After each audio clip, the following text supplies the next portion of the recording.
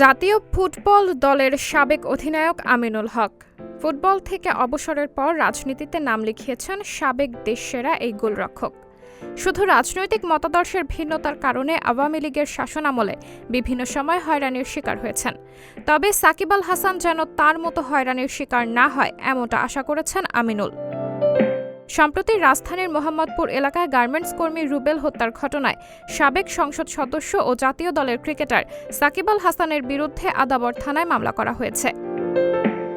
হত্যার নির্দেশদাতা হিসেবে মামলার ২৮ নম্বর এজাহার নামীয় আসামি করা হয়েছে সাকিবকে। গার্মেন্টস কর্মী রুবেলের বাবা রফিকুল ইসলাম বাদী হয়ে মামলাটি করেছেন।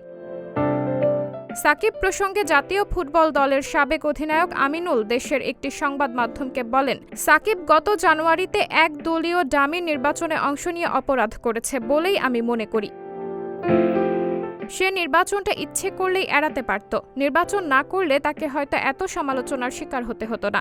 শুধু সাকিব নয়, মাশরাফি বিন মুর্তজাও জাতীয় দলে খেলা অবস্থায় নির্বাচন করে ভুল করেছেন। তবে সাকিব যেন হয়রানির শিকার না হয় এমনটা আশা আমিনুলের। তিনি আরও বলেন, আমরা একটা অন্ধকার সময় পেরিয়ে এসেছি। আমরা গত ১৫ বছরের কোনো অন্যায়েরই পুনরাবৃত্তি চাই না। আমরা এমন একটা সমাজ ও দেশ চাই যেখানে শুধু রাজনৈতিক মতাদর্শের ভিন্নতার জন্য কাউকে নির্যাতন ও হয়রানির শিকার হতে না হয়। সাকিবের ব্যাপারেও আমার একটাই চাওয়া, সে যদি অপরাধী হয় তাহলে তার বিচার হবে, কিন্তু কোনো ধরনের অন্যায়ের শিকার যেন সে না হয়, এটা নিশ্চিত করতে হবে। সাবরিনা জলিল, সবার কথা।